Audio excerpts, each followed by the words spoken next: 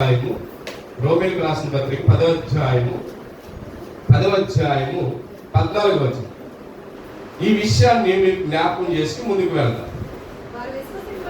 వారు విశ్వసించిన వారికి ఎట్లు ప్రార్థన చేయుదురో వినిన వారిని ఎట్లు విశ్వసించుదురు ప్రకటించువాడు లేకుండా వారు ఎట్లు విందురు.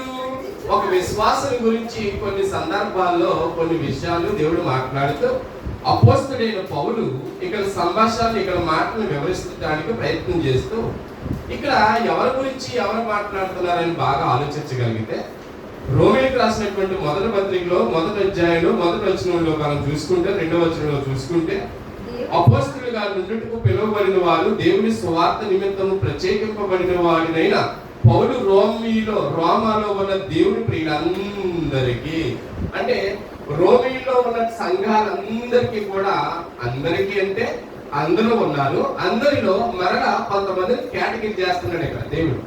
ఎలా కేటగిరీ చేస్తున్నాడంటే పరిశుద్ధులుగా ఉండటకు పిలువబడిన వారందరూ. ఎంతమంది అండి?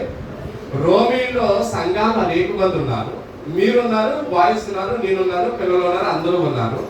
అనేకమైన వారు ఉన్నప్పటికీ కూడా దేవుడు ఇక్కడ కేటగిరీ చేస్తున్నాడు. కేటగిరీ అంటే కేటాయిస్తున్నాడు. కేటాయించడం అంటే ఇప్పటి వరకు మీకు ముందు ఎలాగైతే ప్రస్తావన చేసి దాని విషయాన్ని ఎలా అయితే అడిగానో అలాగే కేటగిరీ చేస్తున్నాడు, కేటాయిస్తున్నాడు. అంటే వాడిని కేటాయిస్తున్నాడు.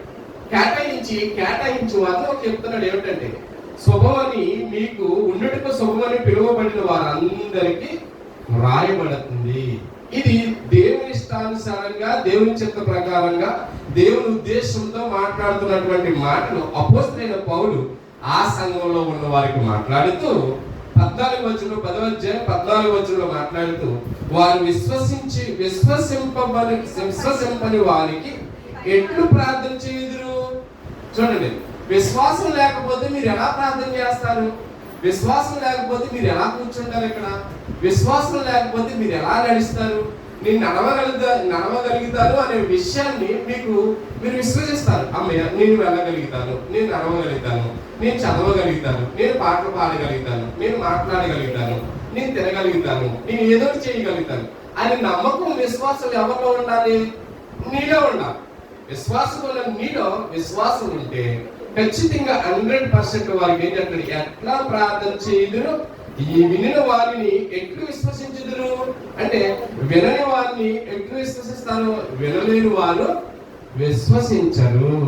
బాగా అర్థం చేసుకో, వినలేని వారు విశ్వసించరు. ఇప్పుడు కూర్చుని వింటున్నామంటే మనమందరం విశ్వసిస్తున్నాం, అంటే నమ్ముతున్నాం. నమ్మకం ఉంది మనలో. నమ్మకం ఉంది కాబట్టి ఖచ్చితంగా మనం తిరిగి లేపిస్తామనే నమ్మకం. యేసుక్రీస్తు ప్రభువు వారు వచ్చి 33.5 సంవత్సరాలు జీవించి ఆయన బోధ చేసి తిరిగి మరలా నేను మరణించిన తర్వాత పునరుద్ధానం 3వ రోజు నేను లేస్తాను అని నమ్మకం, విశ్వాసం మన కళ్ళ ముందు ఎలాగైతే ఆయన పెట్టారో, ఆయన జీవితం బలంగా పెట్టారో ఆ జీవితాన్ని ఏం చేయాలంట? మనం నమ్మాలి, ఖచ్చితంగా నమ్మాలి. ఎలా నమ్మాలి? విశ్వసించాలి. అప్పుడు 2వ వచనంలో 15వ వచనంలో చెప్తున్నాడు, ప్రకటించే వారు పంపబడిన ఎడల ఎట్లు ప్రకటించెదరు? ఇందు విషయమై ఉత్తమమైన వాటిని గూర్చిన సువార్త ప్రకటించు వారి పాదములు ఎంతో సుందరమైనవి. సువార్త ప్రకటించిన వారు పాదాలు ఎలా అంట? సుందరమైన. చూడండి, ఆలోచించండి. సువార్త ప్రకటించే వారి పాదాలే ఎంత సుందరంగా ఉన్నప్పుడు, ఎంత మధురంగా ఉన్నప్పుడు, వింటుంటేనే ఎంత తీయదనాన్ని ఇస్తున్నప్పుడు, మరి వినిపింపజేస్తున్నటువంటి, నడిపిస్తున్నటువంటి, ఆలోచిస్తున్నటువంటి నమ్మకం ఏదైతే ఉందో ఆ విశ్వాసాన్ని మనం పెట్టిన దాన్ని బట్టి మనం వాక్యం మీద పెట్టాం. మరి వాక్యం ఎంత అందంగా ఉంటుంది చూడండి. వాక్యం ప్రకటించి, స్వార్థ ప్రకటించి, వాక్యం ప్రకటించి వారి యొక్క పాదాలే ఎంత అందంగా ఉన్నప్పుడు, ఎంత అద్భుతంగా ఉన్నప్పుడు, మరి ఆ మాటలు ఇంకెంత మధురంగా ఉంటాయి చూడండి. ఎంత వినసౌఖ్యంగా ఉంటాయి, ఎంత ఆలోచింపజేస్తుంటాయి, ఎంత బలాన్ని ఇస్తాయి. ఆ బలం నిజంగా మనం వింటేనే ఎంత బలంగా ఉంటుంటే, వింటుంటేనే ఎంత ఆనందంగా ఉంటుంటే, మరి అనుభవిస్తే ఇంకెలా ఉంటుంది? ఆలోచించండి. అనుభవిస్తే ఇంకెలా ఉంటుందండి? చాలా అద్భుతంగా ఉంటుంది కదా, చాలా అందంగా ఉంటుంది కదా. జీవితం కూడా ఎన్ని ఒడిదుడుకులు వచ్చినప్పటికీ అమ్మయ్య నా వెంటే ఉంది, ఆస్తులు అంతస్తులు ఎవరున్నా ఏమీ లేకపోయినా నా వెనకాల దేవుడు ఉన్నాడని భరోసా ఉంటుందండి. ఆ నమ్మకం ఉంది చూసారా? ఆ నమ్మకం, ఆ విశ్వాసం మనుషులంట ఆటోమేటిక్ గా ఎంత బలహీనతగా ఉన్నవాడైనా, ఎంత బలహీనతరాలుగా ఉన్నాయినా, ఎవరినైనా బలాన్ని ఇచ్చేది ఏదైనా ఉంది అంటే ఆ నమ్మకమైనటువంటి విశ్వాసమైనటువంటి ఆ మాటలే. ఆ మాటలు ఎలా ఉంటాయంట? చాలా సుందరంగా, చాలా మధురంగా ఉంటాయంట. ఆ మాటలను బట్టి మనం ఏం చేయాలంటే ఖచ్చితంగా అంగీకరించాలి. తిరిగి నేను లేస్తాను అనే నమ్మకం, విశ్వాసం మనలో ఉండాలి. ఈ నమ్మకం, ఈ విశ్వాసం ఉన్నప్పుడు ఆటోమేటిక్ గా మనలో ఒక ఆలోచన భావం వస్తుంది. ఎలా అంటే కుటుంబ సమేతంగా, కుటుంబ ఆలోచన ప్రకారంగా ప్రతి ఒక్కరు కూడా నాతో బలంగా నా కుటుంబం కూడా ఉంటే బాగుంటుంది కదా అనిపిస్తుందా? ఉండదు? ఎంత ఉండదండి, ఎంత ఆలోచన ఉంటుంది. ఎంత కోపిష్టికైనా, ఎంత దుర్మార్గుడికైనా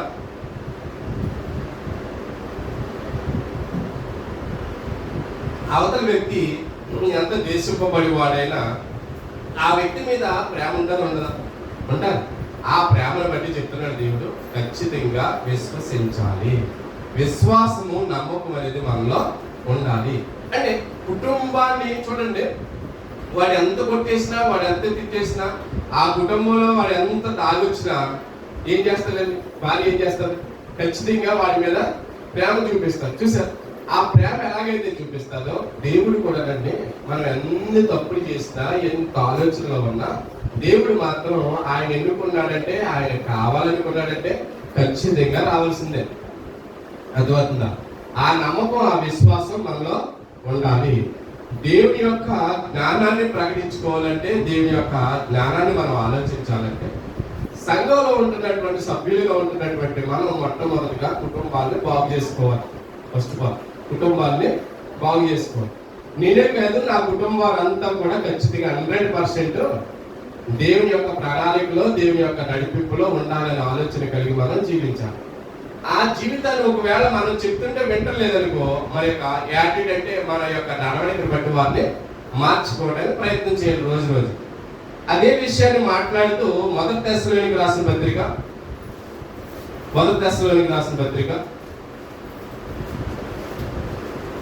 దేవుడు అదే విషయాన్ని మాట్లాడుతూ అపోస్తలుడైన పౌలు ఇక్కడ ఏం చెప్తున్నాడంటే, మొదటి అధ్యాయంలో ఆలోచించగలిగితే అపోస్తలుడైన పౌలు మాట్లాడుతూ ఒక సందర్భాన్ని ప్రస్తావిస్తూ ఆ విషయాన్ని ఎలా మాట్లాడుతున్నాడో, ఆ విషయాన్ని ఎలా కోట్ చేస్తున్నాడో మాట్లాడుతూ, ప్రభువైన యేసుక్రీస్తు నందున ఉన్న తెస్సలోనికీయులలో సంఘమునకును పౌలును సీలవలను తిమోతియును శుభమని చెప్పురు ఆయనది.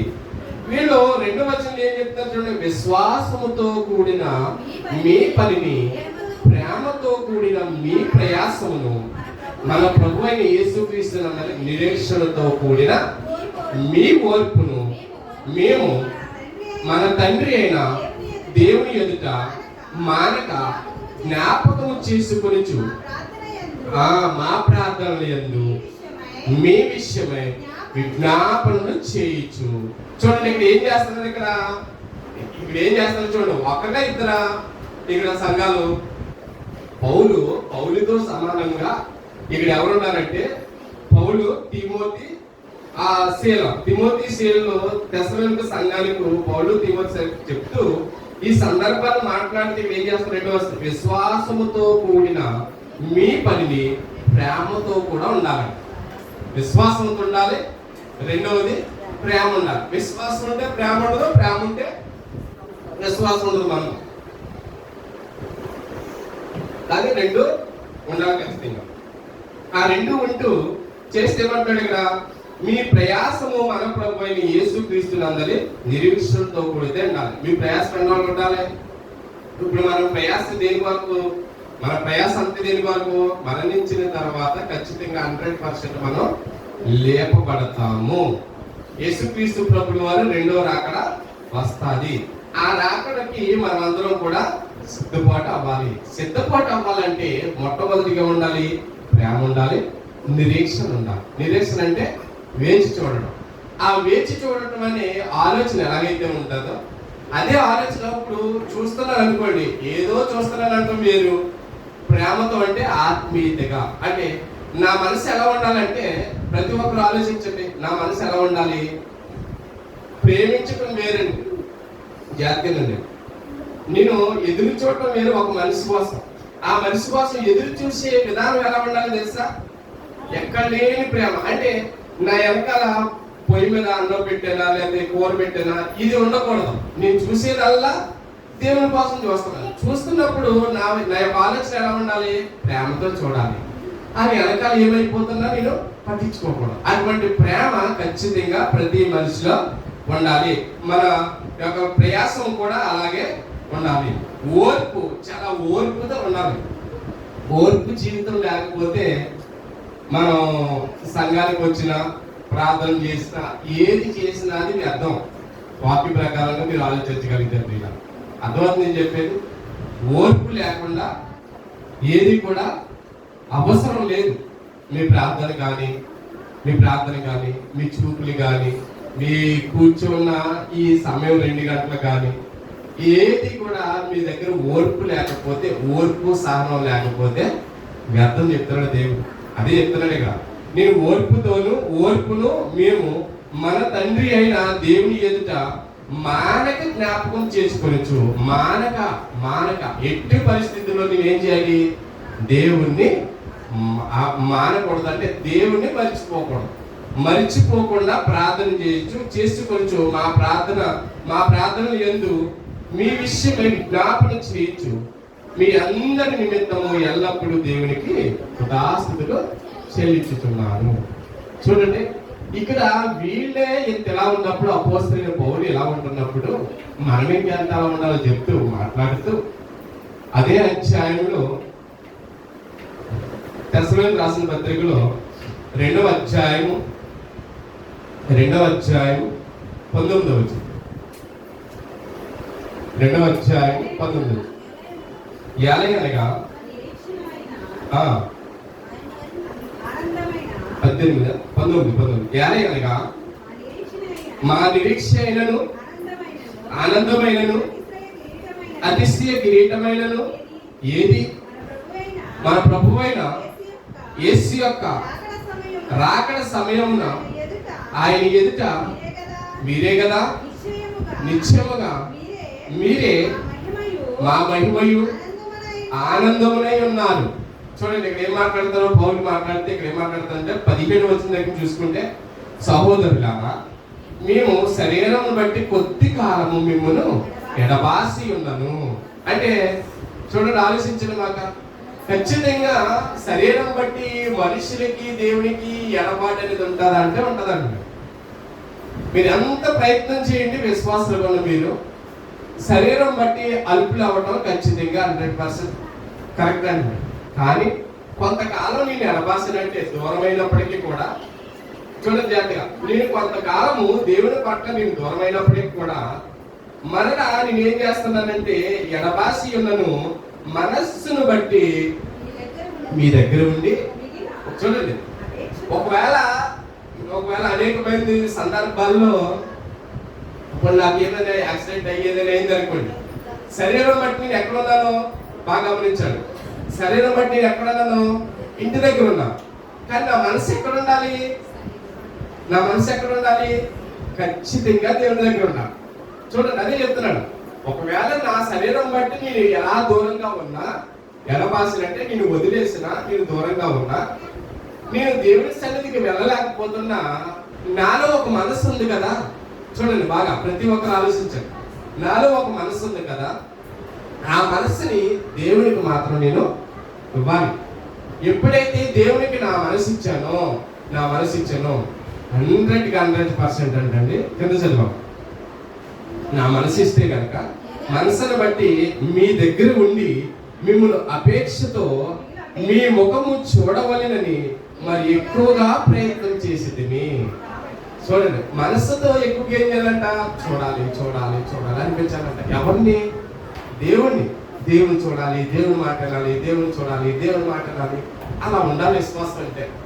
విశ్వాసం అంటే ఏదో నమ్ముకున్నాం, వచ్చాం, వెళ్ళిపోయాం, అందరిలా ఇల్లు ఇచ్చాడు దేవుడు, పిల్లల్ని ఇచ్చాడు, మనవలు ఇచ్చాడు, ఏంటి బట్టలు ఇచ్చాడు. ఇది కాదు మీకు కావాల్సింది. ఖచ్చితంగా మరణించిన తర్వాత రెండవ రాకడలో దేవుడు వస్తాడు, వచ్చి మనల్ని తీసుకువెళ్తాడు. ఆ విశ్వాసం ఇప్పుడు కాదు, ఎప్పుడు కాదు, ఎప్పటికీ అది తొలగపోకూడదని చెప్తున్నాడు. ఎప్పటికీ, ఎన్నటికీ మానవు యొక్క మనుషుడు యొక్క మనుగడ ఎప్పటికీ కోరిక చచ్చిపోదు. బాగా గుర్తించుకోండి. మనిషి యొక్క కోరిక ఏదైతే ఉంటుందో ఆ కోరిక చచ్చిపోదు, ఎప్పటికీ చచ్చిపోదు. ఆ కోరిక చచ్చిపోదని చెప్పేసి దేవుడు ఏమంటాడు, ఖచ్చితంగా ఎప్పటికీ దేవుణ్ణి విడిచిపెట్టకూడదు. అదే ఎప్పటికీ విడిచిపెట్టకూడదు. ఆ విడిచిపెట్టకుండా ఉండాలంటే మానవుడిగా ఉన్న శారీరకంగా మన ఆలోచనలు వేరైనప్పటికీ కూడా, శారీరకంగా దేవుని సన్నిధికి రాకపోతున్నప్పటికీ, కొన్ని సందర్భాల్లో దేవుడికి దూరమైనప్పటికీ, దేవుని దగ్గర నీ మనసు ఎప్పుడూ కూడా దేవుని దగ్గర ఉండాలి. నువ్వు ఏ పని చేస్తున్నా, నీ ఆలోచన ఏదైనప్పటికీ, నీ యొక్క క్రియ ఏదైనప్పటికీ కూడా నీ మనసు మాత్రం దేవుడు ఏమంటాడు, దేవుడు ఏం చెప్తున్నాడు, దేవుడు ఏం మాట్లాడుతున్నాడు, ఈ రోజు ఏం మాట మాట్లాడాడు, నాకు ఏదైనా అవసరమైన మాట ఏమైనా మాట్లాడుతున్నాడు అని చెప్పి హృదయం ఎప్పుడు కూడా ఆతృత పడుతూ ఉండాలి. ఎప్పుడైతే ఆతృత పడుతూ ఉంటుందో ఖచ్చితంగా దేవుడికి మన యొక్క శరీరం దూరంగా ఉంటుంది. కోరిక అనేది రోజు రోజుకి చచ్చిపోవడానికి ప్రయత్నం చేస్తాం. చూడండి, ఏదైనా ఇష్టమైంది మన కళ్ళ ముందుకు వస్తున్నప్పుడు ఆటోమేటిక్ గా నీ లోపల కోరికలు కొన్ని ఉంటాయి, ఆ కోరికలు చచ్చిపోతాయి. అర్థమవుతుందా? మీకు ఉదాహరణ ఎలా చెప్పాలంటే, మీరు ఒక చోటకు ప్రయాణం వెళ్తున్నారండి. మీకు ఒక చోటకు ప్రయాణం వెళ్తున్నారు. మీ చూపంతా ఏముంది, ప్రయాణం మీద ఉంది. కానీ కోరికది మాత్రం ఇంటి దగ్గర ఉంది. కోరికని విడిచిపెట్టి మీరు ఖచ్చితంగా ఎక్కడికి వెళ్తారు, ప్రయాణమే చూసుకుంటారు. ఎందుకంటే అది ముఖ్యమైనది ప్రయాణం. ఆ ప్రయాణం చేయడానికి ఈ కోరికను వదిలేసి ప్రయాణం వైపే చూస్తారంట. రోజు రోజుకి కూడా అలాగే కోరిక అనేది చచ్చిపోతుంటారు. అది దేవుల్లో ఉంటున్నటువంటి మనకు తప్ప, విశ్వాసంలో ఉంటున్నటువంటి మనకు తప్ప అది ఎవరి వల్ల సాధ్యం కాదు. అర్థమవుతుందా? అది ఎవరి వల్ల సాధ్యం కాదు. అసలు మీరు ప్రపంచంలో ఎక్కడికి వెళ్ళండి, ఏ మనిషిని అడగండి, అది ఎవరి వల్ల సాధ్యం అవుతారా? ఎవరి వల్ల సాధ్యం కాదు. అది దేవుడి వల్లే సాధ్యం అవుతుంది. ఆ కోరికను చంపుకోవడం దేవుడి వల్లే సాధ్యం అవుతుంది. ఎలా అంటే, ఉదాహరణ అంటే, మనకి ఇల్లు ఉంది, ఉండడానికి ఇల్లు ఉంది. ఇప్పుడు ఏమనిపిస్తుంది, అమ్మయ్య ఇది ఇల్లు ఉంది కదా, సరిపోతుంది అనిపిస్తుంది. కొంతమంది చూడండి, ఇది సరిపోతుంది నాకు, నా మనవడికి, నా పిల్లలకి, మళ్ళీ ముందు మనవడికి, ఇలా ఆలోచన ఎక్కడికి వెళ్ళిపోతుంది చూడండి. కోరిక చచ్చిపోతుందా? కోరిక చచ్చిపోవట్లేదు. ఎందుకు చచ్చిపోవట్లేదు అంటే, నీలో దేవుని ప్రేమ లేదు కాబట్టి ఆ కోరిక చచ్చిపోవట్లేదు. అదే మనం చూడండి, ఆత్మీయతలో మనం చూడండి, ఎందుకులే చిన్న, ఎందుకులే ఇది, ఈ పని ఎందుకులే అని వాటి ఆఫ్ చేసి మరలా ఏం చేస్తాం, దేవుని ప్రేమకి నిలబెడతాం. అదండి కోరిక. దేవుళ్ళు ఉన్నవారికి, దేవుళ్ళు లేని వారికి ఇదే వ్యత్యాసం. చంపుకోగలుగుతాం అంటే దేవుని పట్ల ఖచ్చితంగా 100% బలం చంపుకోగలుగుతాం. 18వ వచనం ఏం మాట్లాడుతున్నావు, పౌలును నేను పలుమారి రావాలని ఇంటిని గాని సాధారణ మమ్మను అభ్యంతరపరచను. ఎలాగనగా మా నిరీక్షణ అయినను, ఆనందమైనను, అతిశయ కిరీటమైనను ఏది మన ప్రభువైన యేసు యొక్క రాకడ సమయమున ఆయన ఎదుట మీరే కదా. ఆ రాకడ సమయంలో ఎవరుండాలి? మీరే కదా. విశ్వాసాలు కూడా మీరే కదా. ఇంకెవరు వస్తారు చెప్పండి రాకడ సమయానికి ఎదురు ఎవరు నిలబడతారు? విశ్వాసంలో మీరే కదా. మీరే దూరంగా ఉండాలనుకుంటుంటే నేనేం చేయను అంటున్నాడు ఇక్కడ. అది చెప్తూ 18వ వచనం, ఏలయనగా మా నిరీక్షను.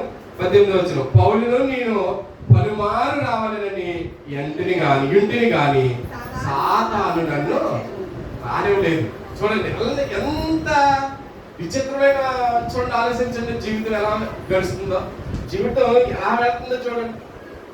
రావాలని ఉంటుందని చాలా మందికి, సంఘానికి రావాలంటది, చర్చికి రావాలనిపిస్తుంది, మాట్లాడాలనిపిస్తుంది, ఇవన్నీ అనిపిస్తుంది. కానీ కొన్ని సందర్భాల్లో సాతాను ఏం చేస్తాడంటే, ప్రతి వారం వెళ్తున్నావు కదా, వాళ్ళ సంవత్సరాలకు ఒకసారి వస్తారు చుట్టాలు, వాళ్ళు వస్తారు, ఏంటి ఆగి అనిపించదా? ఆపుతుంది ఖచ్చితంగా ఆపుతుందండి. ఖచ్చితంగా. ఇప్పుడు ఏదైనా సంఘటన జరిగిందండి, జరిగినప్పుడు ఏమనిపిస్తుంది అంటే రాక వచ్చాడు, ఈ సేవలకి వచ్చాడు, ఇక్కడికి వచ్చాడు, వస్తాడేంట్లే వాడితో ఉందాం అని అనిపించదా? అలాగే అనిపిస్తుంది. కానీ అది కాదు. ఇక్కడ శరీరం గురించి ఆలోచించగలిగితే మనం ఖచ్చితంగా శరీరానికి మనం లోబడిపోతాం. మనలో ఆటోమేటిక్గా సాతానుగాడు దూరిపోతాడు. అర్థమంతా? సాతానుగాడికి ఏంటి? సాతానుగాడికి ఒకటే ఇష్టం. ఏం చేస్తుందో తెలుసా? వాడికి కోరిక ఇష్టం. కోరిక ముందు చూపు ఎక్కువ. ఏంటి? కావాలి అని ఎవరికి అనిపిస్తుంది తెలుసా? సాతానుగాడు ఉంటేనే అనిపిస్తుంది లోపల. ఒకవేళ మీకు ఏదైనా అటువంటిది ఏదైనా ఉందనుకో మీ లోపల, ఖచ్చితంగా సాతానుగాడు ఉన్నాడు. నేను వాక్యం ప్రకారం చెప్తాను ఏంటంటే, ఖచ్చితంగా మీకేముందంటే నాకు కావాలి, అది కావాలి అని అనిపిస్తుంది అనుకో, మీకు ఖచ్చితంగా 100% మీ దగ్గర సాతానుగాడు ఉన్నాడు. దేవుడు లేడు సుమా. దేవుడు ఉన్నవాడైతే ఖచ్చితంగా దేవుడు ఉన్న మనస్తత్వం, దేవుడు నీలో ఉంటే కోరిక అనేది ఉండదు. మొట్టమొదటి కోరిక అనేది ఉండదు, ఆశ అనేది ఉండదు. అది ఎప్పుడైతే చంపుకుంటామో మా నిరీక్షణ అంతా కూడా యాలి అనగా మా నిరీక్షణ ఆనందమైనను, నిరీక్షణ అంటే ఎదురు చూపైనను, అందులో ఆనందమైనను అతిశయ కిరీటమైనను ఏది? మన ప్రభు అయిన యేసుక్రీస్తు. ఏది? అదంతటికి కూడా ఎవరు అనుకుంటున్నారు? ప్రభు అయిన యేసుక్రీస్తు రాకడ యొక్క సమయము ఆయన ఎదుట మీరే కదా. ఎవరు? విశ్వాసులు మీరే కదా. ఇందాక అడిగాను కదా మిమ్మల్ని, అడిగింది అన్నీ కూడా ఇది ఉంది అది ఉంది అని చెప్పారు కదా.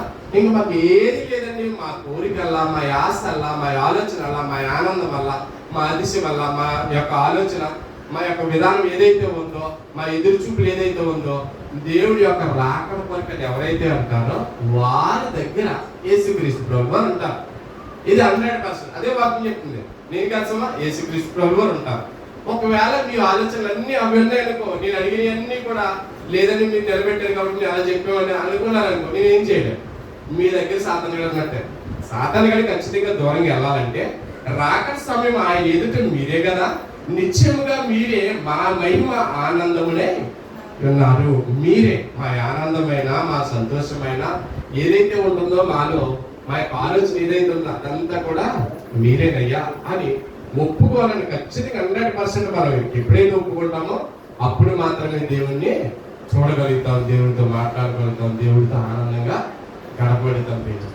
ఎందుకు ఆనందం లేదంటే, ఎందుకు కోరికలతో ఉంటున్నామంటే మన యొక్క కుటుంబాన్ని మనం సంరక్షించుకోలేకపోతాం. అంటే మన యొక్క కుటుంబాన్ని మనం కాపాడుకోవడానికి ప్రయత్నం చేయలేకపోతాం. సాతానుగాడు అట్టే దూరిపోతాడంటే, ఎవరైతే విశ్వాసంగా జీవిస్తారో, ఎవరైతే ఆనందంగా దేవుని పని చేస్తున్నామని అనుకుంటారో, ఎవరైతే నేను దేవుని సంఘంలో ఉంటున్నాను అనుకుంటారో, దేవుని సన్నిధిలో ఉంటున్నాను అనుకుంటున్నారో, ఎవరైతే విశ్వాసంగా ఉంటున్నాను అనుకుంటారో వారి మయ్యను దూరిపోతాడు. జాగ్రత్త. అర్థమవుతుందా? ఒక చీరలోనో, ఓ బట్టల్లోనో, లేకపోతే ఒక అన్నంలోనో, చూడండి అన్నంలోనో, లేకపోతే ఒక ఇంట్లోనో, లేకపోతే ఒక వస్తువులోనో, అన్నిటిలో నీకు ఏదైనా కావాలి అనుకుని ఏదైనా దెబ్బలా పెట్టుకుంటున్నావు అనుకో, ఖచ్చితంగా సాతానుగాడు దూరిపోయినట్టే. అర్థమవుతుందా? విశ్వాసాన్ని ఏం చేయాలి? గలిబిలి చేయాలి. ఆ విశ్వాసాన్ని గలిబిలి చేయాలి. అందరూ ఆ విశ్వాసం గురించి మాట్లాడుకోవాలి. అర్థమవుతుందా? అది ఇష్టం వాడికి. సాతానుగాడికి ఏది ఇష్టం? ఆ గలిబిలే ఇష్టం. ఆ గలిబిలి ఇష్టం కాబట్టి అందరికి వాళ్ళు చూపించడానికి అక్కడ పురిగలుపుతాడు, లేపుతాడు. దీని అంతటిని మనం ఏం చేయాలంటే, దాన్ని అడగదొక్కాలంటే దేవుని ప్రేమ కలిగి మనం ఉండాలి. అదే దేవుడు ఇచ్చినటువంటి సర్టిఫికెట్ మనకి. అదే విషయాన్ని మాట్లాడుతూ ఎబిసిలకు రాసిన పత్రిక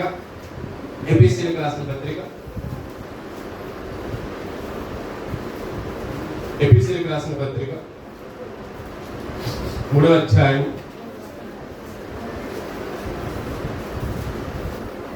3వ అధ్యాయం 8వ వచనం. దేవుడు మన ప్రభువైన క్రీస్తు యేసునందలి నిత్యము సంకల్పము చొప్పున పరలోకములో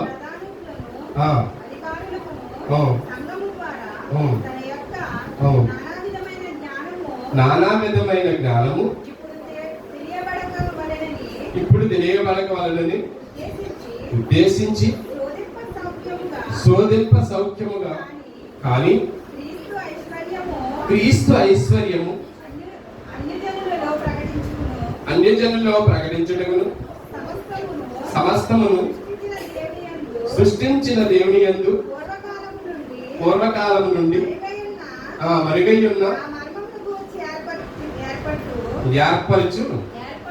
ఏర్పాటు ఎట్టిదో అందరికి తేటపరచుటకును పరిశుద్ధులందరిలో అత్యున్నతుడైన నాకు ఈ కృప అనుగ్రహింపబడును. ఆయన అందరి విశ్వాసము చేత ధైర్యమును నిశ్చయమైన నిర్బలమైన ప్రవేశమును ఆయనను బట్టి మనకు కలిగెను. ఇక్కడ చూడండి, ఇక్కడ ఎఫెసీయుల సంఘానికి అపోస్తలుడైన పౌలు రాస్తూ, ఎఫెసీలో సంఘం అంటే పరిశుద్ధులుగా ఉన్న ప్రజలందరికీ జాగ్రత్త ఆలోచించండి. ఎఫెసీలో ఉన్నటువంటి సంఘాలందరికీ కూడా, పరిశుద్ధులందరికీ కూడా చెప్పబడినటువంటి మాట ఏంటంటే, ఏమైనా ఉంది అంటే, ఎఫెసీయుల రాసిన పత్రికలో 3వ అధ్యాయం 8వ వచనం చూడగలిగితే కనుక, దేవుడు మన ప్రభు అయిన క్రీస్తు యేసునందు చేసిన నిత్య సంకల్పము చొప్పున, నిత్య సంకల్పము చొప్పున, నిత్య అంటే ఖచ్చితంగా, నిత్యం అంటే ఎప్పుడు కూడా ఒక సంకల్పం ఉంటుంది. ఆ సంకల్పం చొప్పున, ఆ సంకల్పం ఏదైతే ఉందో ఆ సంకల్పం ద్వారా పరలోకములో ప్రధానులకును అధికారులకును సంఘ ద్వారా తన యొక్క నానా విధమైన జ్ఞానము ఇప్పుడు తెలియబడవలెనని ఉద్దేశించి శోధింప సత్యము కానీ. ఇక్కడ చూడండి, ఇక్కడ ఏ విషయం అయితే మాట్లాడబడిందో ఇక్కడ సంఘంలో ఉన్నటువంటి సభ్యుల గురించి మాట్లాడుతూ ఆ విషయాన్ని ప్రస్తావన చేస్తూ కోడ్ చేస్తూ అపోస్తలుడైన పౌలు మాట్లాడుతూ నిత్య సంకల్పం చొప్పున, నిత్య సంకల్పం చొప్పున పరలోకములో ప్రధానులకును అధికారులకును సంఘము ద్వారా తన యొక్క, ఎక్కడ లోకంలోనా పరలోకంలోనా బాగా ఇక్కడ ఎక్కడైతే మాట్లాడుతున్న సందర్భం అంటే, ఇక్కడ భూమి మీద మాట్లాడుతున్నప్పటికి కూడా పరలోకంలో ఉంటున్నటువంటి ఆ బాధ్యత ఏదైతే ఉందో ఆ బాధ్యత గురించి మాట్లాడుతూ ఇక్కడ ఏం వివరిస్తున్నాడంటే, నిత్య సంకల్పము చొప్పున పరలోకములో ప్రధానులకును, ఎక్కడ పరలోకంలో అంటే ఎక్కడ కదా సుమా, పరలోకంలో అంటే ఈ లోకంలో ఎలాగైతే ప్రధానులుగా ఉన్నావో చూడండి, ఇక్కడ సంఘాల్లో ఉంటాం కదండి, సంఘాల్లో ఉంటాయి కదా, కేటగిరీలు ఉంటాయి, సంఘ పెద్ద, రెవరెండు, ఇవన్నీ ఉంటాయి. ఇవన్నీ ఉద్దేశించి కోడ్ చేస్తూ మాట్లాడుతూ ప్రధానులకును అధికారులకు సంఘము ద్వారా తన యొక్క నానా విధమైన జ్ఞానము ఇప్పుడు తెలియబడవలెనని ఉద్దేశించి శోధింప సఖ్యము కాని క్రీస్తు ఐశ్వర్యము అన్యజనుల్లో ప్రకటించుటకును సమస్తమును సృష్టించిన దేవుని యందు పూర్వకాలము నుండి, చూడండి పూర్వకాలం నుండి పూర్వకాలం నుండి అంటే పూర్వకాలం నుండి ఏ సంగతులు, అది ఆది కాలం నుండి ఎప్పటి వరకు అంటే క్రీస్తు ప్రభువు వారి కాలం వరకు ఏవైతే జరిగినాయో అవన్నీ కూడా కోట్ చేయబడి, అంటే సంఘాల్లో ఎలా ఉండేవారు, ఎలా ఉండాలి, ఎలా వ్యత్యాసం ఉండేవారు, ఎలా కలిసి ఉండేవారు, ఎలా కలవకుండా ఉండేవారు, ఎలాగ సాధారణంగా దూరిపోతూ ఉండేవాడు, ఎలా దాని నుంచి విడిపించుకున్నాము, ఇవన్నీ కూడా కోట్ చేసిన, ఇవన్నీ కూడా ఈ ఎపిసిలో ఈ సంఘం కానీ, తెస్సలోనిక సంఘం కానీ, ఈ పేతురు కానీ, ఇవన్నీ కూడా ఈ పేతురు ఆసుపత్రి ఇవన్నీ కూడా కోట్ చేయబడ్డది. అంటే ముందు ఆది కాలం అంటే ఏ కాలం బట్టి అయితే మనం తెలుసుకుంటున్నామో ఆ కాలంలో ఉన్నటువంటి విషయాలు సంఘాలు ఇలా ఉండేవారు అని చెప్పి యేసుక్రీస్తు ప్రభు అన్నప్పుడు ఉండేవారు కదండి, వ్యతిరేకంగానే. అంతకుముందు దేవుడు అంటే వ్యతిరేకంగా ఉండేవారు, అంతే కదా. అప్పుడు దూరం చేసుకోవడం, ఇవన్నీ చేసుకోవడం, ఇవన్నీ కూడా ఎలా వచ్చినాయి, ఆది నుండే వచ్చినాయి. ఈ ఆది నుంచి ఏదైతే ఉందో దాన్ని కోట్ చేస్తూ మాట్లాడుతూ యేసుక్రీస్తు ప్రభువు వారు ఉన్నటువంటి సందర్భాన్ని మాట్లాడుతూ మీరు ఖచ్చితంగా క్రీస్తు ఐశ్వర్యమును అన్యజనుల్లో ప్రకటించుటకును సమస్తం ఏం ప్రకటించాలి, మనం సువార్త ఏం చేయాలి, క్రీస్తు ఐశ్వర్యం. క్రీస్తు ఐశ్వర్యం ఏముంది ఇప్పుడు జాగ్రత్త, క్రీస్తు ఐశ్వర్యం ఏది, సంఘంలో ఉంటున్నటువంటి మన ప్రవర్తనే వాక్య ప్రవర్తన, ఆత్మీయ ప్రవర్తన. ఈ ప్రవర్తన ఇదంతా కూడా ఏమనుకున్నాడు దేవుడు మనందరినీ కూడా క్రీస్తు బిడ్డలుగా చేసినప్పుడు క్రీస్తు ఐశ్వర్యం ఏదైనా ఉందంటే మనమే. అర్థమవుతుందా? ఈ ఐశ్వర్యం, ఆయనకి ఐశ్వర్యం ఏంటి, దేవునికి సంఘమేనా? దేవునికి ఐశ్వర్యం ఏముంది, సంపాదన ఏముంది? సంఘం. ఆ సంఘంగా ఉంటున్నటువంటి మనం ఐశ్వర్యం అంటే మన సంఘాలన్నింటినీ కూడా ఏమనుకున్నా ఐశ్వర్యం అనుకుంటున్న దేవుడి ప్రియుల అంటే ఎంత ప్రేమిస్తున్నారు చూడండి. మనకు ఆస్తులు అంతస్తులు ఏదైనా ఉంది అంటే మనం కొనుక్కుంటే ఇది ఆస్తి అనుకుంటాం. ఇది ఏదైనా మనం సంపాదించుకుని ఇది నా సంపాదన అంటాం. చూడండి, మనం సంపాదించుకున్న సంపాదన 100 రూపాయలు, 1,00,000 రూపాయలు, 2 లక్షలు, 10 లక్షలకి ఎంత ఆనందపడిపోతున్నాం కదా. క్రీస్తు అంట మనం సంపాదించుకున్నాడంట, మనం కొనుక్కున్నాడంట. ఆయనకున్న మనకున్నటువంటి ఆస్తి అంతస్తులు చూస్తే ఎకరం 2 ఎకరాలు చూస్తే ఎంత మురిసిపోతున్నామే. దేవుడు ఆయన పిల్లల్నే ఐశ్వర్యం ఉంచుకుంటాడు. అంటే నమ్మకంగా ఎవరైతే ఉంటారో, విశ్వాసంగా ఎవరైతే ఉంటారో, ఎవరైతే సంఘాల్లో వారి యొక్క క్రమక్రమంగా వారి దేవుడి యొక్క సువార్తలో ఉంటారో వారిని ఐశ్వర్యం అనుకుంటాడండి. చూడండి, మనమేమో ఆయన్ని మనం ఐశ్వర్యం డబ్బు విలువైందనండి. ఏమంటే అందరికీ బాగా గుర్తు తెలుసు కదా, డబ్బు వాల్యూ అయినదా? ఇప్పుడు ఏదైనా ఒక 500 కాగితం తీసుకున్నాం అనుకోండి, 10 రూపాయలకి వాల్యూ ఉందా, 500కి వాల్యూ ఉందా? 500కి వాల్యూ. దేన్ని ప్రేమిస్తాం ఎక్కువగా? 10 రూపాయలు 500? 500 ఎక్కువ ప్రేమిస్తాం. చూడండి, 500 ఎక్కువ ప్రేమిస్తున్నాం కదా మనం. ఇంత అంటే దాన్ని ఏమంటాం? ఐశ్వర్యం అంటాం. సంపద ఏమంటాం? ఐశ్వర్యం అంటాం. దేవుడు మనం ఏ కాగితంగా ఎంచుకున్నాడు? దేవుడు మన 500 ఎంచుకున్నాడా, రూపాయి ఎంచుకున్నాడా, 10 రూపాయలు ఎంచుకున్నాడా, 10,000 కదా, లక్షలు కదా, కోట్లు కదా? చెప్పండి, ఎలా ఎంచుకున్నాడు? చూడండి, అంటే లెక్క లేదు. చూసారా, దేవుడి ఐశ్వర్యానికి ఏముంది? లెక్క లేదు. లెక్క లేనటువంటి ఐశ్వర్యంగా మనం పోల్చుకున్నాడు దేవుడు. అంటే లెక్క లేనటువంటి ఐశ్వర్యం మనలో ఉందంటే నిజంగా మనం ఐశ్వర్యం. అంటే మీరు అనుకుంటున్నారు 100, 200, 500, నాకు 10 లక్షలు ఉంది, నాకు 5 లక్షలు ఉంది, ఇది మురిచిపోతుంది. నీ దగ్గర ఉన్నది అది కాదు. దేవుడు నేను చూస్తుంది, నిన్ను ఒక ఐశ్వర్యంగా చూసుకుంటున్నాడు. అంటే నేను చాలా కోట్లకు విలువైనటువంటి వాడికన్నా విశ్వాసగా నిన్ను దేవుడు చూసుకుంటాడు. ఆ ఐశ్వర్యం దేవుడు ఏం అంటున్నాడంటే అటువంటి జ్ఞానవిధమైనటువంటి ఐశ్వర్యం, క్రీస్తు ఐశ్వర్యమును అన్యజనుల్లో ప్రకటించుటకు సమస్తమును సృష్టించిన దేవుని యందు పూర్వకాలము నుండి మరుగై ఉన్న ఆ మర్మమును గూర్చి ఏర్పాటు. ఏ ఏర్పాటు? గృహ నిర్వాహక ఏర్పాటు చేసాడు దేవుడు. ఐశ్వర్యంగా చూసి మనల్ని ఒక ఏర్పాటు చేశాడు. మన సంఘంలో మన అందరినీ కూడా కుటుంబ గృహ నిర్వాహకము అంటే కుటుంబ గృహ నిర్వాహకం అనేది దేవుడికి చాలా ఇష్టమైనది. ఆ ఇష్టమైన పరిపాలన మనం చేయాలి సంఘాల్లో. అర్థమవుతుందా? వచ్చే వెళ్ళిపోయాం కాదు. మనం నమ్మినటువంటి దేవుడు, విశ్వాసం కలిగినటువంటి నిరీక్ష ఏదైతే ఉందో ఆ నిరీక్ష మనం ఎదురు చూస్తున్నప్పుడు మన సంఘాలుగా ఆయన కుటుంబ నిర్వాహకుడిగా మనల్ని చేసుకున్నాడు. కాబట్టి ఆ నిర్వాహకునిగా మన యొక్క కార్యసిద్ధి ఏదైతే ఉంటుందో దాన్ని మనం నిర్వర్తించే వారిగా మనం ఉండాలి. ఎట్టిదో అందరికీ తేటపరచుటకును పరిశుద్ధులందరిలో అత్యల్పుడైన నాకు ఈ కృపను గ్రహించను. ఆయన అందరి విశ్వాసము చేత ధైర్యము నిర్భరమైన ప్రవేశము ఆయన్ను బట్టి మనకు కలిగి ఉన్నది. ఏదైనా ప్రవేశం ఏదైనా ఉంది అంటే ఆ దేవుని పట్ల తప్ప మనకి ఎటువంటి విధానమైనటువంటి ప్రవేశము లేదని దేవుడు మనకి తేటగా ప్రకటిస్తున్నాడు. మొదటి కొరింథీయులకు రాసిన పత్రిక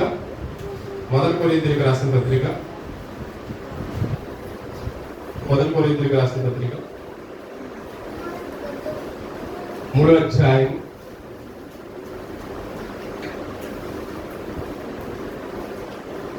అధ్యాయం 5వ వచనం.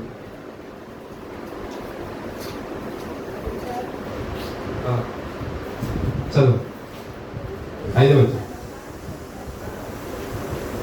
అపోల్లో ఎవడు, పౌలు ఎవడు?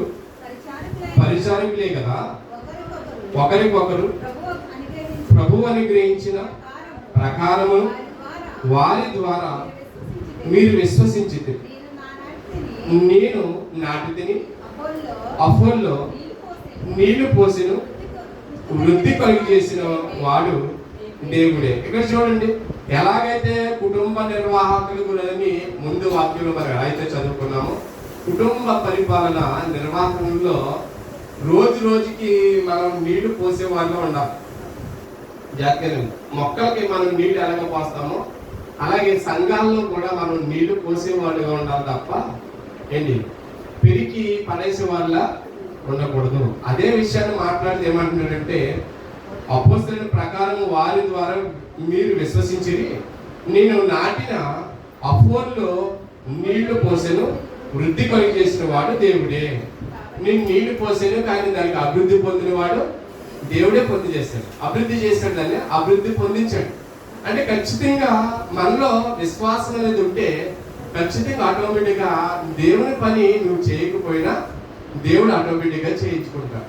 నీ వద్దు ప్రార్థన వద్దనుకో ప్రార్థన చేయి, పోనీ ధన విషయం నీ వద్దనుకో ధనం సహాయం చేయి, లేదు నీకు చెప్పే టాలెంట్ ఇచ్చాడనుకో చెప్పు, లేకపోతే నువ్వు ఒక సాక్షిగా నిలబెట్టాలి, నువ్వు సాక్షిగా నిలబడు. కుటుంబం ఏదో ఒకటి ఖచ్చితంగా దేవుడు చేయించాలనుకుంటున్నాడు. ఇది కుటుంబ నిర్వాహకంలో మనం ఒక బాధ్యత, ఒక భాగం అని మనం గుర్తించాలి. అపోలో నీళ్లు పోసారు కాబట్టి వృద్ధి కలిగేయని దేవునిలోనే కానీ నాటు వారిలోనైనను నీళ్లు పోయి వారిలోనైనను ఏమీ లేదు. చూసారా ఏంటి, నీళ్లు పోసే వారిలో లేదు, నాటే వారిలో లేదు. చూడండి, అదే చెప్తున్నాడు. మీరు ఏం చేశారు, నేను ఇది చేశాను, నేను అది చేశాను అని అనుకుంటామేమో కానీ దేవుడు లేదే నీ చిత్తంలో ఇది కూడా జరగదు. నువ్వు అనుకుంటావు వాడు సాయం చేస్తే వీడు సాయం చేస్తాడు అని చెప్పేసి. వాళ్ళు ఎవరిని కూడా నువ్వు లోకంలో మనుషుల్ని నమ్మకూడదు. నాటు వాడును నీళ్లు పోయేవాడును ఒక్కడే. ప్రతి వాడు తాను చేసిన కష్టము కొలది జీతము పుచ్చుకొనిను. మేము దేవుని జత పని వారమై ఉన్నాము, మీరు దేవుని వ్యవసాయమును దేవుని గృహమునై ఉన్నారు. మనం ఎవరప్పుడు దేవుని యొక్క గృహం. మన సంఘం ఎవరనుకుంటున్నారు ఇప్పుడు? దేవుని యొక్క గృహం. దేవుని యొక్క గృహం అలా ఉన్నప్పుడు ఒకరినొకరు మాట్లాడుకుని ఏదైనా చేసి తప్ప ఏది కూడా చేయలేము. అందుకే మన వ్యక్తిగత ప్రార్థనలో మనకి ఏమి అవసరం ఉన్నా లేకపోయినా మనకి స్థలం అనేది ఏర్పాటు కావాలి. కనుక మనం మన యొక్క జీవితంలో మనం ముందుకు కొనసాగడానికి ఖచ్చితంగా 100% మనం ముందడుగు వేయాలి. 1 కొరింథీయులకు రాసిన పత్రిక 15వ అధ్యాయం త్వరగా 1 కొరింథీయులకు రాసిన పత్రిక 15వ అధ్యాయం 9వ వచనం.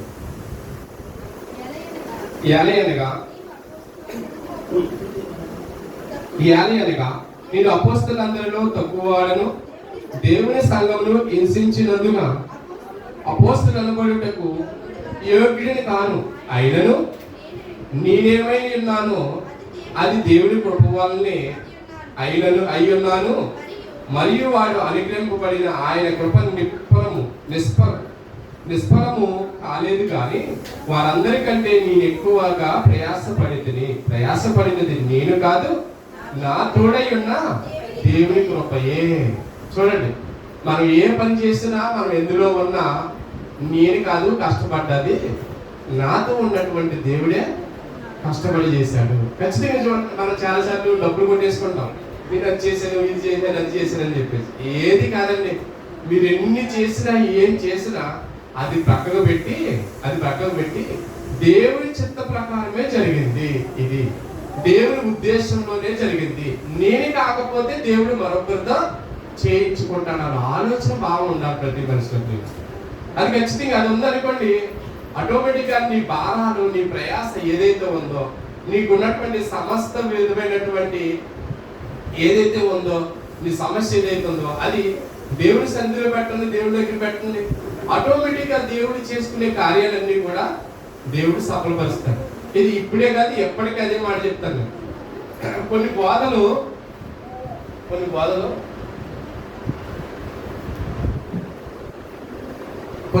మనం విన్నాం, చాలా బోధలు వినేసాం. ఆ బోధలు ఏంటంటే అవి జరగవు, ఇవి జరగవు, లేకపోతే స్వతంత్రం జరగవు, లేకపోతే దేవుడు మాట్లాడు. ఇవన్నీ అర్థం చేసుకోలేక ఏమనుకున్నామంటే వీటన్నిటిని కూడా మనం ఏమనుకుంటున్నాం, ఇది తప్పేమో, ఇది తప్పు అని చెప్పేసి మనం అనుకుని చెప్పి మన ఆలోచన ప్రకారం చేస్తున్నాం. కానీ ఏది చేసినా దేవుని చిత్తంలో లేదే జరగదు. అందువల్ల దేవుడు ఎప్పుడైతే నీకు దేవుడు ఖచ్చితంగా దేవుడు చేస్తున్నాడని తెలిసిందో, దేవుని యొక్క మహిమ దేవుని కొరకే జరిగింది, దేవుని కృప వల్లే జరిగింది, దేవుడు తోడై ఉన్నాడు కాబట్టి జరిగింది అని ఎప్పుడైతే నమ్ముతామో అప్పుడు మాత్రం నీ హృదయం ఆయనతో ఉన్నట్టు. అర్థమవుతుందా? ఆటోమేటిక్గా దేవుడు ఖచ్చితంగా 100% మాట్లాడగలుగుతాడు. అదే చెప్తున్నాడు దేవుడు. ఆ విషయాన్ని మాట్లాడుతూ 1 తిమోతికి రాసిన పత్రిక 1వ అధ్యాయము 1 తిమోతికి రాసిన పత్రిక 1వ అధ్యాయము 15వ వచనం. పాపులను రక్షించుటకు క్రీస్తు యేసు లోకములకు వచ్చెను, వాక్యము నగదగియు పూర్ణాంగీకరము యోగ్యమైనది ఉన్నది. అట్టి వారిలో నేను ప్రధానుడును. ఎవరిలో నేను ప్రధాని? చర్యాత్మను. పాపులను రక్షించడానికి నేను వచ్చాను కానీ, యేసుక్రీస్తు లోకములకు వచ్చాను కానీ, వాక్యము నమ్మదగింది. వాక్యం ఎలా ఉంటుంది? నమ్మాలి ఖచ్చితంగా. 100% వాక్యాన్ని మనం అంగీకరించాలి. అంగీకరించి నువ్వు పూర్ణాంగీకారము యోగ్యమైనదై ఉండాలి. ఎప్పుడైతే అలా ఉంటుందో అట్టి వారిలోనే నేను ఎలాంటి వాడిని? ప్రాముఖ్యమైన వాడు. అర్థమవుతుందా? అందరిలో ఉండడు దేవుడు, అందరితో ఉండడు. అందరితో నేను చెప్పినట్టు మీకు ఇప్పుడు చెప్పాను కదా వాక్యము. 1 కొరింథీయులకు రాసిన పత్రిక 10వ అధ్యాయం 10వ వచనం ఉంది. ఏమని? నేను ఎవరైతే దేవుని యొక్క పనిలో ఉంటారో వారితో నేను ఉంటానో, వారు చెప్పుకోరంట. వారు ఖచ్చితంగా వారిని నేను ఉంటాను అని చెప్పి ఆ మాటను ఇంక్లూడ్ చేస్తే ఏమంటున్నాడు? నేను చాలా ప్రధానుణ్ణి. అటువంటి వారిని ఎలాంటి వాడిని? నేను చాలా ప్రధాని. ఇప్పుడు కుటుంబంలో అందరూ యాజమానులేనా? అందరికి బాధ్యత ఇచ్చేస్తారండి? అందరికి తాళాలు ఇచ్చేస్తారా? కాబట్టి అందరికి బీరువా తాళాలు, బండి తాళాలు అందరికి ఇచ్చేస్తారా? ఎవరైతే కరెక్ట్ గా బండి నడుపుతారో వాళ్ళకే తాళాలు ఇస్తారు. ఎవరైతే కుటుంబాన్ని సక్రమంగా నడిపిస్తారో, ఎవరి మీద అయితే నమ్మకం ఉంటుందో వారికి బీరువా తాళాలు ఇస్తారు. అవునే కాదు? అలాగే ఎలా చూస్తారంటే కుటుంబంలో ఒక ప్రధానుడిగా చూస్తున్నారు. కుటుంబంలో ఒక 4-5 పిల్లలు ఉన్నారనుకో, ఎవరు ప్రధానిగా చూస్తారు? ఎవరైతే నమ్మకం ఉంటారో, విశ్వాసం ఉంటారో, ఎవరైతే డబ్బులు తీయకుండా సక్రమంగా 100 రూపాయలు ఇస్తే ఆ 100 రూపాయలు లెక్క చెప్తారో వాళ్ళే ఎక్కువగా చూస్తారా కుటుంబాల్లో. అలాగే దేవుడు కూడానండి, దేవుని కుటుంబంలో కూడా వాళ్ళని ఎలా చూస్తాడంటే, విశ్వాసం ఉన్న వాళ్ళని ఎలా చూస్తాడంటే, పూర్ణాంగీకారంతో ఉన్న వాళ్ళని ఎలా చూస్తాడంటే యోగ్యుడిగా, అంటే ప్రముఖుడిగా ఉంటాడంట. వారిలో ఎలా ఉంటాడంటే ప్రముఖుడిగా, మొట్టమొదటి వాడిగా. నీ స్థానం ఏదైతే ఉందో నీ కుటుంబంలో నీలో ఎవరికైతే స్థానం ఇస్తావో దేవుడు ప్రధానుడిగా ఉండాలనుకుంటున్నాడు. అంటే ముఖ్యంగా నీలోనే నీతోనే ఉండాలనుకుంటున్నాడు. అటు వారినే తప్ప ప్రార్థన చేసే ప్రతి ఒక్కరిలో ఉన్నాడండి. మీరు బాగా గుర్తించుకోండి. ప్రార్థన చేసే ప్రతి ఒక్కరిలో ఉండడం, పని చేసే ప్రతి ఒక్కరిలో ఉండడం, అందరిలో ఉండడం. ఎవరైతే యోగ్యతగా, ఎవరైతే ప్రధానంగా, ఎవరైతే ముఖ్యంగా దేవుని ఉద్దేశంతో, దేవుని ఆలోచనతో ఉంటారో వారి మధ్యన మాత్రమే నేను ఆ కుటుంబంలో ప్రధానండి. అన్ని కుటుంబాల్లో ఉన్నాను సుమా. నేను అన్ని కుటుంబాల్లో ఉండేవాడిని కాదు. ఏ కుటుంబం అయితే సక్రమంగా కరెక్ట్ గా ప్రతి వారం దేవుని సన్నిధికి వచ్చి దేవుని మాటిని ఆ మాట ప్రకారం ఏ కుటుంబం అయితే ప్రవర్తిస్తుందో, ఏ కుటుంబ సమేతంగా అయితే దేవుడి వాక్య ప్రకారంగా జీవించాలని ప్రయత్నం చేస్తున్నారో వారి కుటుంబాల్లోనే నేను ప్రధానుడిని, నేను ముఖ్యమైన వాడిని. అందరి కుటుంబాల్లో ఉంటానని మీరు అనుకోకండి, అందరి చదువుల్లో ఉంటానని నేను అనుకోకండి. ఎవరైతే దేవుని యొక్క ఆలోచనలో, దేవుని యొక్క ఉద్దేశాల్లో నడుచుకోవడం జరుగుతుందో వారి మధ్యలో నేను ఉంటానని సెలవిస్తున్నాడు దేవుడు. 1 తిమోతికి రాసిన పత్రిక, క్షమించండి, రోమీయులకు రాసిన పత్రిక ఎంత చదువుకున్నాం కదండి, 10వ అధ్యాయం. రోమీయులకు రాసిన పత్రిక 10వ అధ్యాయం 14వ వచనం. వారు విశ్వసించిన పని వారికి ఎట్లు ప్రార్థన చేయుదురు? వినని వారిని ఎట్లు విశ్వసించుదురు? ప్రకటించువాడు లేకుండా వారు ఎట్లు విందురు? ప్రకటించువారు పంపబడిన ఎడల ఎట్లు ప్రకటించుదురు? చూడండి, ఇక్కడ ఒకదాని లింక్ అయి ఉంటుంది, బాగా గమనించాలండి. ఇక్కడ విశ్వసింపని వారు ఎట్లు ప్రార్థన చేయుదురు? విశ్వసించలేని వారు ఎట్లు ప్రార్థన చేస్తారు? మీరు ఎలా ప్రార్థన చేస్తారు? మీరు ప్రార్థన చేసినా మీకు ప్రార్థన రాదు. అసలు విశ్వాసం ఉంటేనే కదా మీకు ప్రార్థన వచ్చేది. ఒక జరుగుతుంది అనే విశ్వాసం, ఏదైనా ఒకటి జరుగుతుంది అనే విశ్వాసం మీలో ఉంటేనే మీరు ప్రార్థన చేయగలుగుతారు. ఒక నమ్మకం అనేది మీలో ఉంటేనే మీరు ప్రార్థన రాగలుగుతారు, లేకపోతే రాలేదు కదా. అలా లింకప్ కోడ్ చేస్తూ విశ్వసింపని వారికి ఎట్లు ప్రార్థన చేస్తారు మీరు ప్రార్థన చేయలేరు.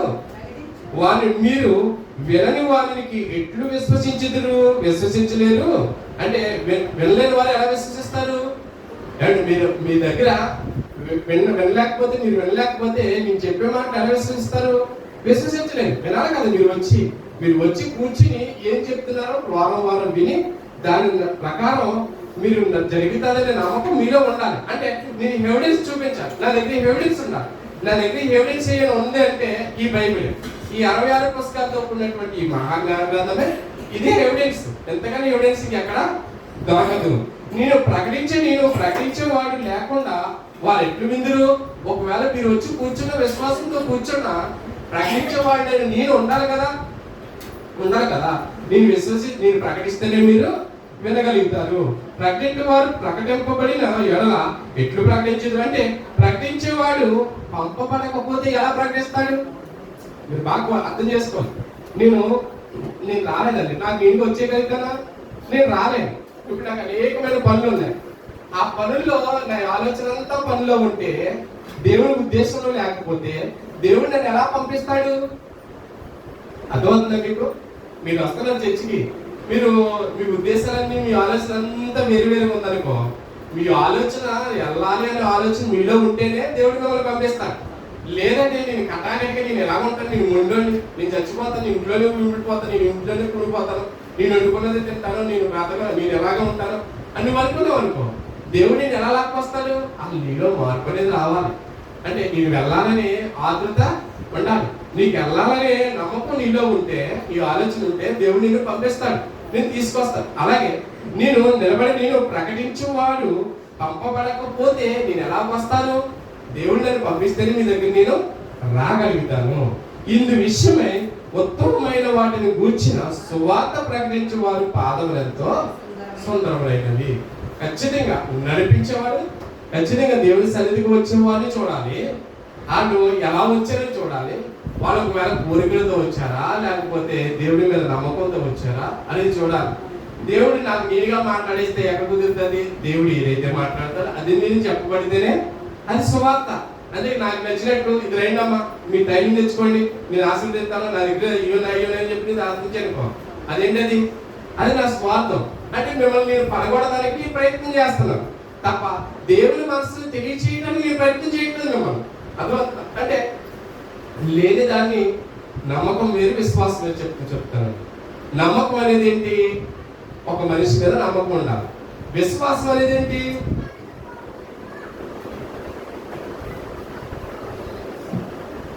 విశ్వాసం అనేది ఏంటంటారు? విశ్వాసం అనేది జరిగేదాన్ని, అంటే జరగలేని దాన్ని జరుగుతుంది అనే దాన్ని, జరుగుతుంది అన్న దాన్ని విశ్వసించడం. బాగా గమనించాలి, బాగా గుర్తుండిపోవాలి. పండుగ గుర్తు ఏంటంటే జరిగేదాన్ని, జరగని దాన్ని, జరిగే దాని కోసం ఎదురు చూడటాన్ని విశ్వాసం అంటారు.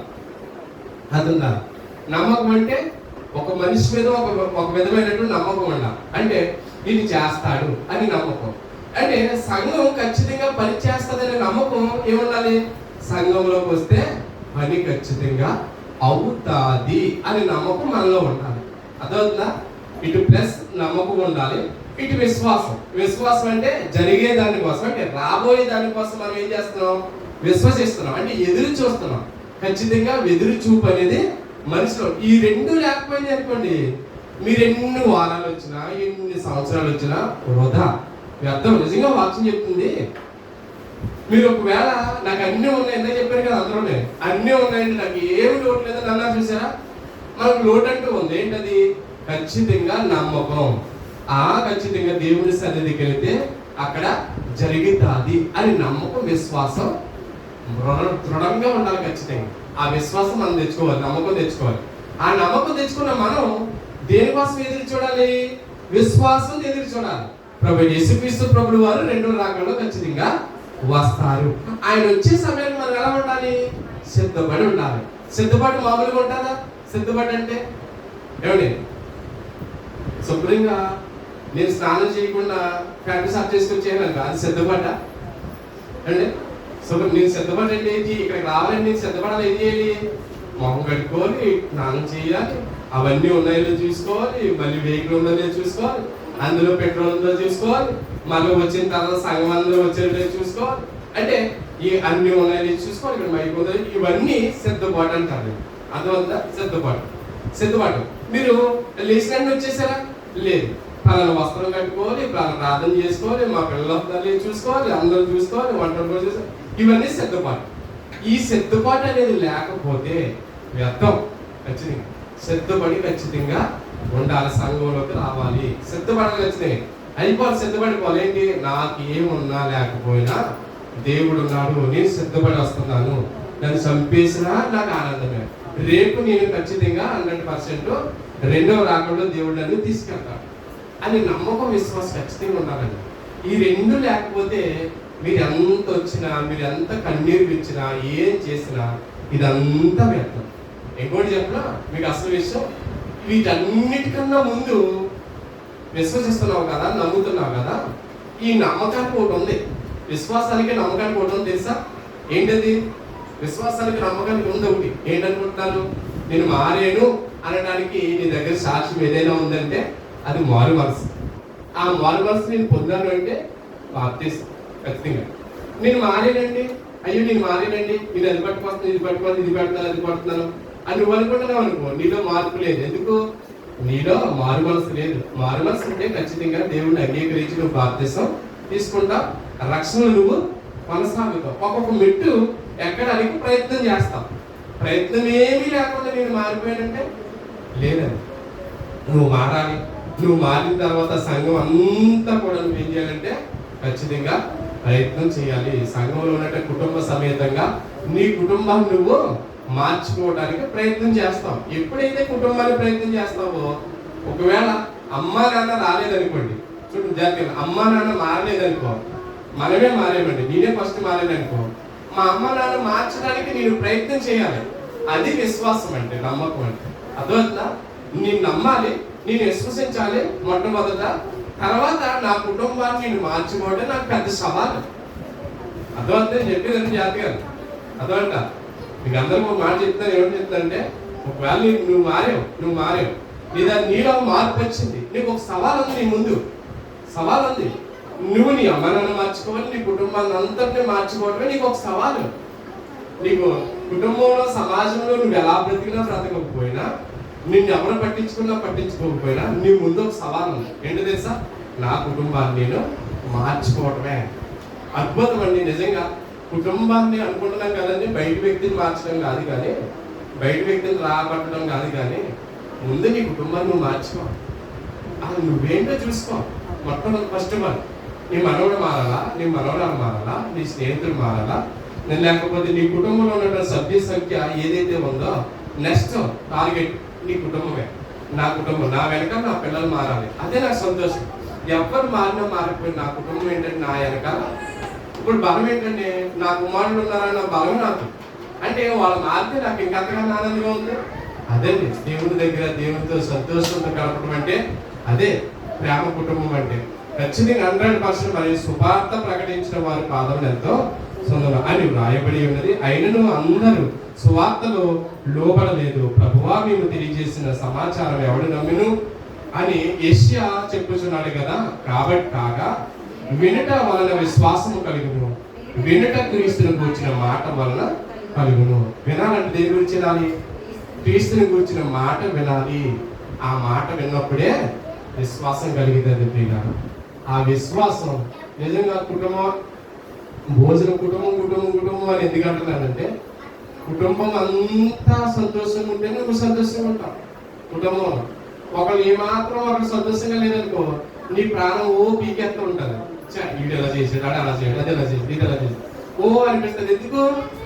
నువ్వు రక్షణలో ఉన్నా, నువ్వు అందులో ఉన్నా, ఎందులో ఉన్నా నీ తోటి వారు నీతో లేదు. అందుకే నీకు పీకేస్తుంది, నీకు వెనక్కి లాగేస్తుంది.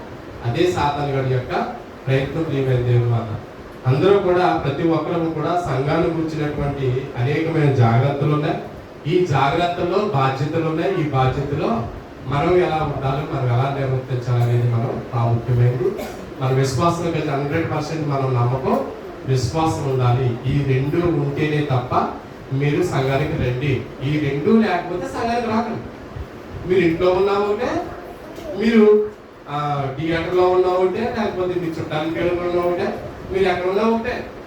నేను అబద్ధం చెప్పట్లేదు, నిజం వాస్తవమే. మీరు ఎక్కడున్నా ఒకటే. ఎందుకు? వినటం వలన విశ్వాసము కలుగుతుంది. ఆ వినటం వలన ఏదైతే ఉందో క్రీస్తుని గురించిన వార్తనండి. అప్పుడు విన్నప్పుడు నీకు నమ్మకం వస్తుంది. అంతేగాని నువ్వు ఎంత వచ్చినా వృధా. అర్థమవుతుందా? దేవుడి వల్ల నిన్న జరిగినటువంటి బైబిల్ పరీక్ష అద్భుతకార్యంగా జరిగింది కాబట్టి అద్భుతంగా జరిగింది. దేవుడికి మహిమ కలుగును గాక. అలాగే కుటుంబ విషయంలో కూడా అనేక విషయాల్లో ప్రతి విషయాలు దేవుడు ఏర్పాటు చేస్తున్నాడు కాబట్టి అందరూ కూడా మీ యొక్క వ్యక్తిగత ప్రార్థనలో జ్ఞాపకం చేసుకోండి. అతి ప్రాముఖ్యంగా ఏదైతే నేను మొదట చెప్పబడిందో, మీరు ఉపవాసమే ఉంటారో, కటిక ఉపవాసం ఉంటారో, ఏది ఉంటారో నాకు తెలియదు, కానీ నేను చెప్పినటువంటి మొదట ఏదైతే చెప్పానో దాని గురించి జ్ఞాపకం చేసుకుని మీరు మీకున్న సమస్తం విషయాలపై ఫోకస్ పెట్టకుండా మీ ఫోకస్ అల్లా ఒకటే ఒకటి. ఆ ఒకటైనటువంటి ఏదైతే చెప్పానో ఆ విషయం గురించి మీరు వ్యక్తిగత ప్రార్థనలో జ్ఞాపకం చేసుకోండి. ఖచ్చితంగా 100% ఈ నెలలో అవేలా చూడండి. అది మీ బాధ్యత కాబట్టి నేను మీ అందరికి కూడా జ్ఞాపకం చేస్తూ ఈ యొక్క వాక్యాన్ని, ఈ యొక్క సమయాన్ని నేను ముగిస్తున్నాను. ఎవరైనా సాక్ష్యాలు ఉంటే సాక్ష్యాలు చెప్పండి. సాక్ష్యాలు లేని వల్ల బాలారాధన కార్యక్రమానికి వెళ్ళిపోతాం. సాక్ష్యాలు ఏముంటే సాక్ష్యాలు చెప్పండి. సాక్ష్యం